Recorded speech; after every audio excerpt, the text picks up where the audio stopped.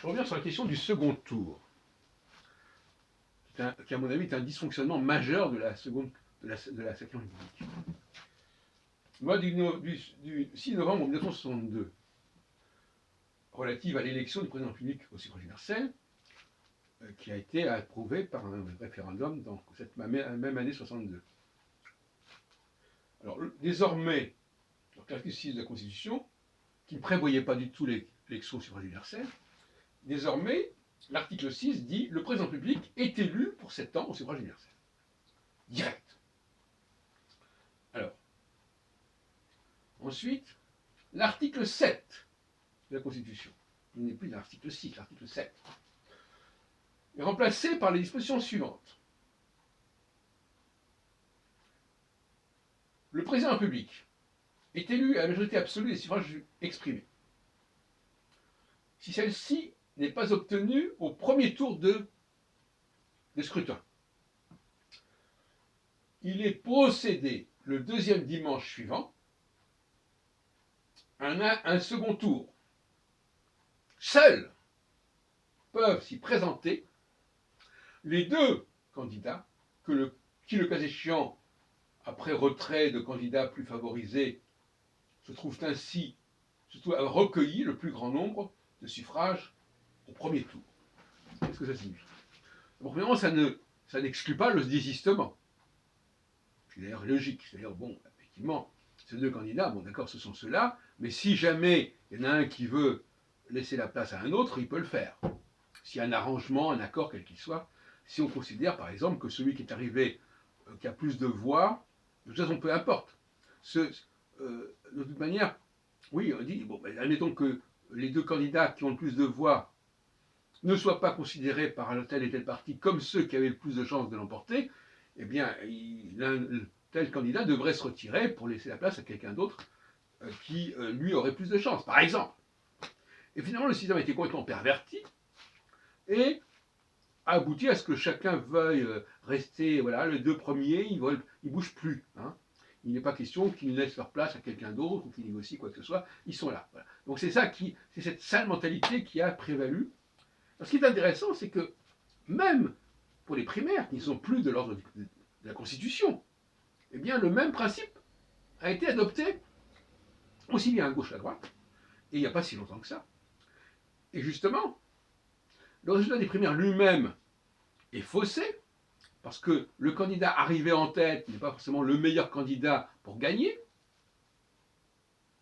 Et donc par conséquent, ni Fillon, ni surtout Hamon n'étaient éventuellement les meilleurs candidats du Parti socialiste, ou du Parti républicain, réciproquement. Et par conséquent, voyez-vous que le système est faussé à deux niveaux, en amont. Par contamination, la règle de 62 concernant l'élection du président de la République a été adoptée stupidement par les partis politiques socialistes et républicains, qui s'en sont trouvés mal lotis, c'est le moins qu'on puisse dire. C'est-à-dire qu'au lieu d'avoir un candidat qui soit... Parce que finalement, au lieu de se protéger contre le caractère aléatoire des votes, qui fait que celui-là aura quelques voix de plus que l'autre, etc., et que de toute façon, celui qui est arrivé en tête ne sera probablement pas le meilleur candidat, eh bien, ça se négocie. Ça se négocie, et le candidat arrivé en tête peut éventuellement laisser sa place. C'est ce qui est indiqué. Mais là, en l'occurrence, non. Hein, Fillon gagne contre Juppé, terminé. Il n'y a pas... je veux dire par là que... il n'est pas question que... Non, Fillon et Juppé sont face à face. Il n'est pas question que Fillon se retire pour un autre candidat. Et voilà, etc. De la même façon, Macron et Marine Le Pen se trouvent face à face au deuxième tour à la fin, oui, au second tour, si on peut dire. Non, on peut pas dire au second tour, c'est à la veille du second tour. Et là encore, on aurait très bien pu considérer qu'il fallait que, par exemple, Marine Le Pen n'était pas forcément la meilleure candidate pour gagner les élections.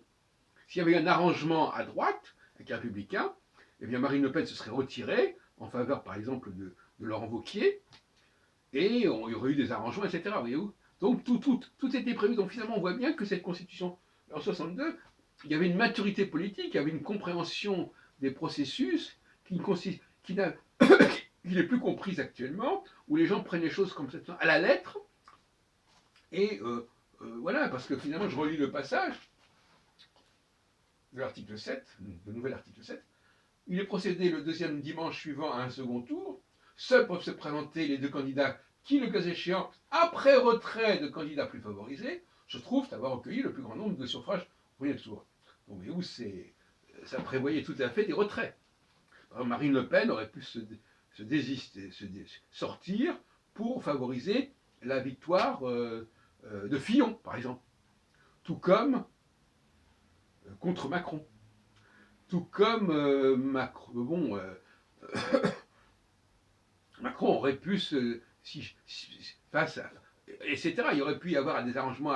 Et de toute façon, si Fillon, si Mélenchon et Hamon s'étaient mis d'accord, eh bien, à ce moment-là, ils se seraient présentés dès le premier tour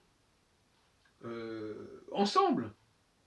Et à ce moment-là, ils auraient pu l'emporter par rapport à Macron, comme étant les deux candidats en tête du second tour, etc. Enfin, il y avait des tas de possibilités qui n'ont pas été suivies, ce qui fait qu'on se retrouve avec un Hamon qui, une fois qu'il est élu, ne fait absolument rien pour rassembler son parti, et Fillon, ben, c'est un peu la même chose. Donc finalement, on a une dégradation de la vie politique française qui est assez épouvantable, et qui a donné le résultat que l'on connaît. Normalement, Macron n'aurait jamais dû être élu. Et d'autre part, il faut quand même rappeler que dans les quinquennats précédents, il y avait toujours des partis politiques qui étaient parfaitement en place et qui pouvaient constituer une alternance. Mais les primaires ont fragilisé les partis politiques et par conséquent, ça a permis à un personnage comme Macron, qui n'avait aucun parti politique derrière lui, de s'imposer. Donc, c'est tout le système politique, à la fois constitutionnel et paraconstitutionnel, si on veut, qui est responsable de la situation, et ce n'est pas simplement une question d'hommes, de personnes, etc.